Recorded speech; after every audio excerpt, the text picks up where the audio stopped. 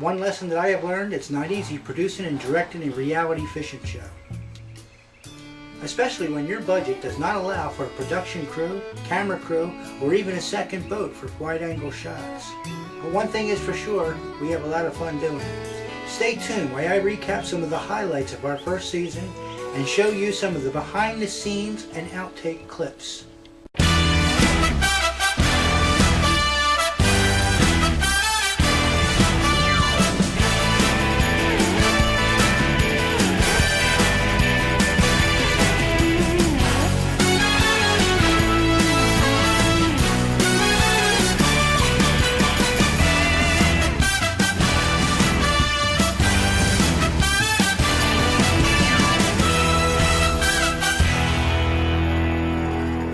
This episode of Fishing Southwest Florida is being brought to you by Gulf Shores Marina, your boating and fishing specialist, and by Guco Internet Services, your Southwest Florida IT specialist.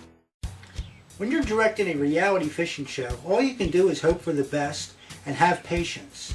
You have no control over the weather, you have no control over the fish, and most of the time you don't have control over the crew. One of the scenes I had to edit was the episode Grouper from a Canoe. If you watch clearly, Joe is so excited landing a grouper that he throws his rod and reel overboard. You will hear I tried to tell him, even though I try not to talk when I'm taking video. Gag grouper. Nice. Need my net. I'm afraid he's gonna pop off this leader.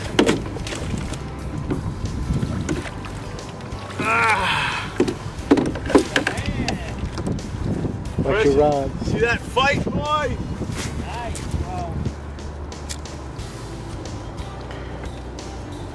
Wait, I'm gonna want a photo with my camera. You're Oh, damn. Well, Catch off the camera.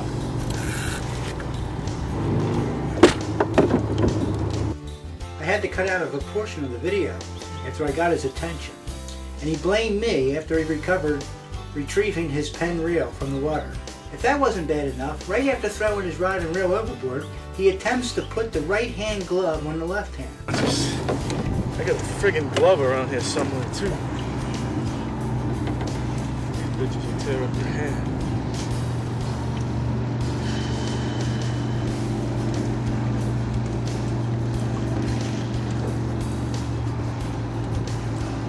How big you think it is? I don't know, but I need a picture of my camera too, Wayne. So hold on a second. This glove is the wrong hand. Whatever. I will admit, it's a challenge in a canoe. Picture me in front of the canoe, facing forward, with a fishing rod in one hand and a camera in the other. Then Joe catches a large jack behind me. The seat does not swivel, but I have to manage to get the shot anyway.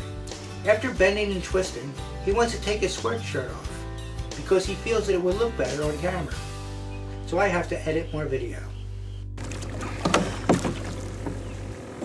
Alright. What a luck, man. He spit that thing out and then he friggin' jumped back on it. I almost didn't get him. Alright, he's got... Alright. I don't want a photo of my heavy sweatshirt. I don't like the look of that.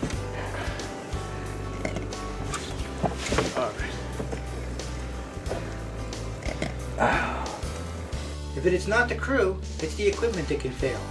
One day on the beach at Boca Grande, the camera's on a tripod in the sand, and the wind decides to blow the tripod over, and the lens goes directly into the sand. Wayne, I'm gonna leave this recording. I'm gonna throw the cast net right in front of you. There's a shitload of... Ah! The wind blew it over, man. You didn't shove the legs in the ground enough. Didn't I tell you to shove the legs in the ground? It's a good thing that I get hours of video to pick apart, because there's lots of technical questions that as a producer, you just don't need to be aired. Get it going? Canoe first. See right where you got there. See, Good. See what I put up with?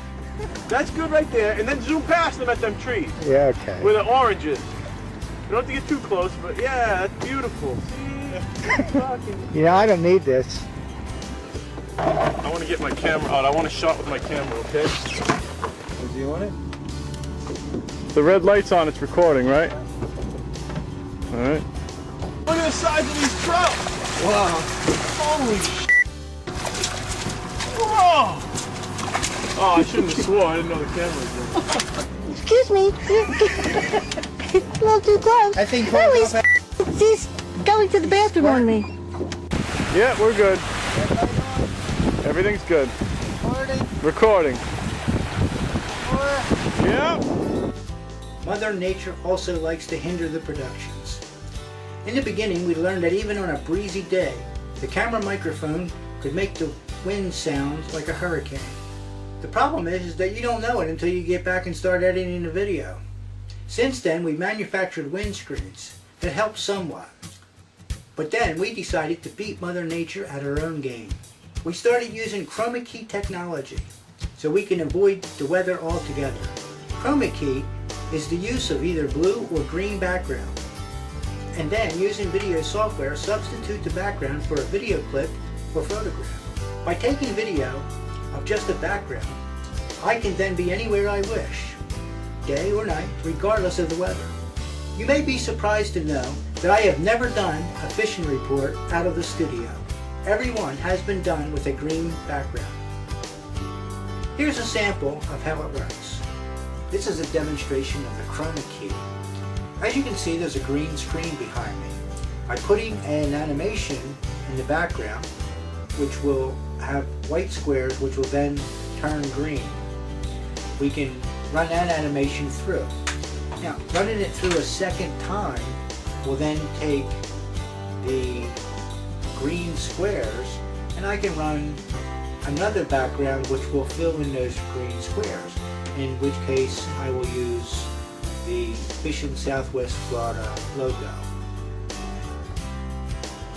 In order to do this, there's about 2,500 watts of lighting that has to light up the screen, and I have to sit well in front of that lighting so that it doesn't cast any shadows on the green wall behind me. Now, all this time there's been a green wall behind me. Everything that you see, if it's not green, it has been done with special software that allows me to put the image or photographs behind me. I can be anywhere I want. I can be on the Great Wall of China. I can be in London. I can be in a meadow. Or I can be on the water. It can be still photography, or it can be video photography. A lot of times when we're fishing, I'll take a camera and just run it over the side of the boat. So then later on I can come in the studio and I can put myself there, and it appears that I was actually talking while out on the boat. With all the chaos that's going on while we're fishing, that's almost impossible to do. So that's how Chroma key works. One thing you can count on is when we're fishing, we do our very best to bring you some interesting fishing. In season 1, we had no major sponsors, no film crew, no production crew, and yet we've encountered some of the most amazing moments ever caught on video.